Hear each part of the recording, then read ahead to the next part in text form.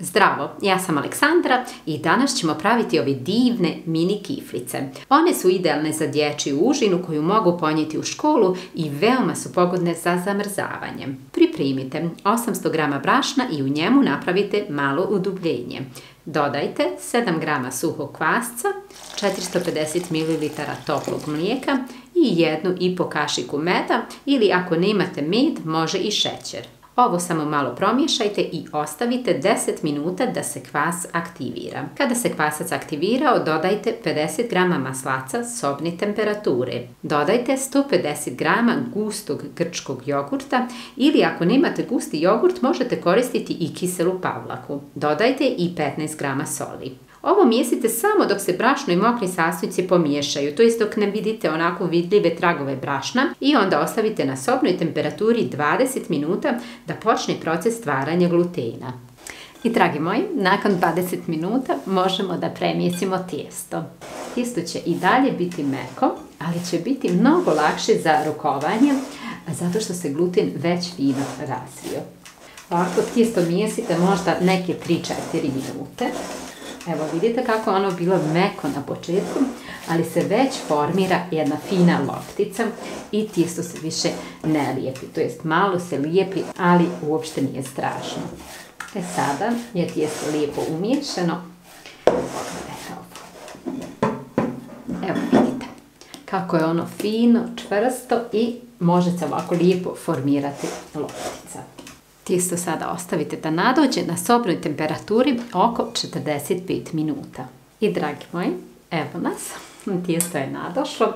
Meni je trebalo nešto više vremena jer mi je u kuhinji baš hladno, trebalo mi je 1 sat, ali vi stavite tijesto da nadolazi i neka nadolazi dok ne vidite da se ovako fino nadošlo.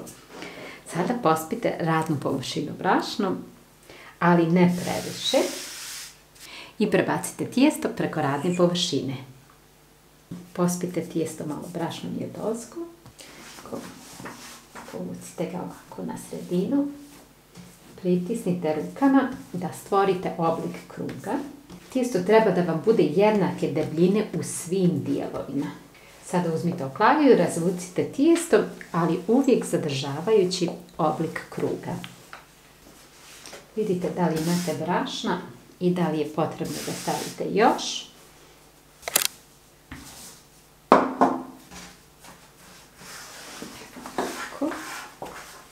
Dignite sad ovako tijesto jer će se ono malo povući. Evo vidite kako se povlači unutra i još ga malo razvucite. Odvidite gdje je sredina ovog kruga. Meni je to ovako otprilike. I rasjecite tijesto na četvrtine. I upravo sam zaboravila da nešto uradim, ali ko radi taj i griješi. Prije nego da ovo uradite, uzmite otprilike 100 g maslaca i premažite tijesto. A vidite, pripremila sam maslac ovdje sa strane, ali sam zaboravila. Vidite, u stvari ne morate baš vagati maslac. Vidjet ćete onako kad ste onako malo premazali. Evo ovako. Vidite kako je to fino, solidno namazano, nije previše, ali nije ni premalo. Ovaj maslac će vam kreirati tako fine slojeve kod ovih kiflica, vidjet ćete. Sada svaki ovaj dio podijelite ponovo na 4 dijela. Potrudite se da to bude što više jednako, jer će vam onda kiflice biti jednake i jednostavno će biti ljepši. I sada svaki ovaj dio podijelite na 3 jednaka dijela. Znam da vam tu sada zvuči baš kao malo, ali mi želimo da dobijemo jedne fine mini kiflice i vidjet ćete kako će to biti divno.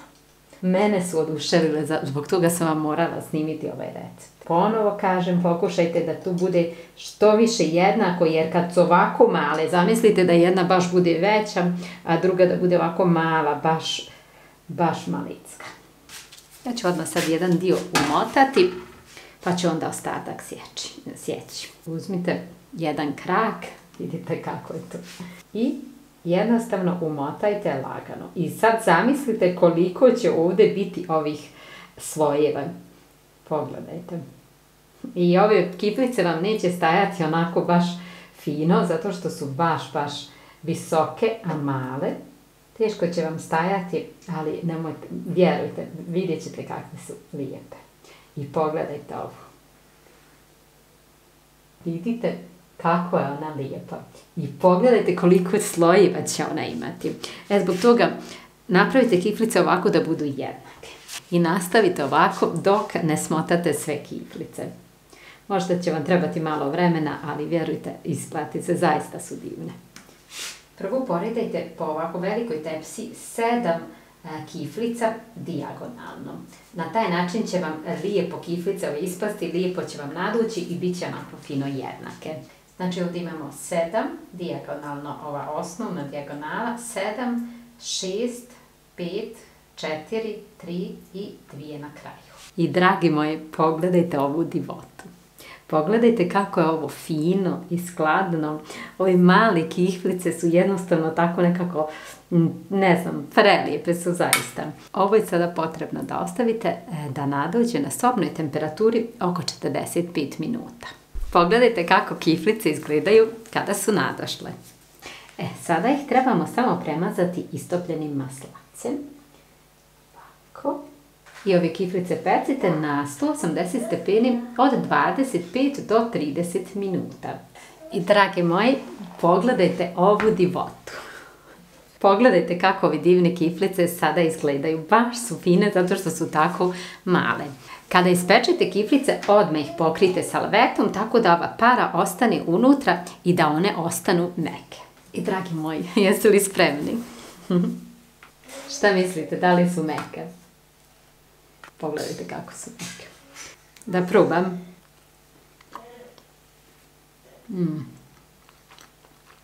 Nemam šta da vam kažem, jednostavno su odlične. Vidite koliko slojeva oni imaju i vidite kako su ti slojevi jasni. Jednostavno jer smo ih toliko umotavali, toliko puta su se umotali, tako su fine i rasabrane. Moje djevojčice su već morale uzeti malo. Pogledajte kako su one divne i ispod. Vidite.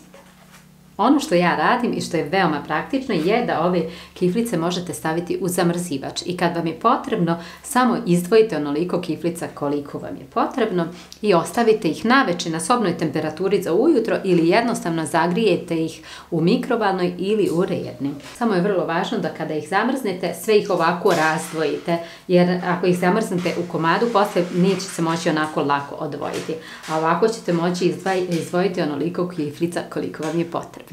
Dragi moji, nadam se da ćete probati ovaj recept, nadam se da će vam se svidjeti i ako vam se ovaj video sviđa, ostavite mi jedan like ili komentar, a za ostale recepte posjetite moj kanal na YouTube. I na kraju, naravno, buon appetito!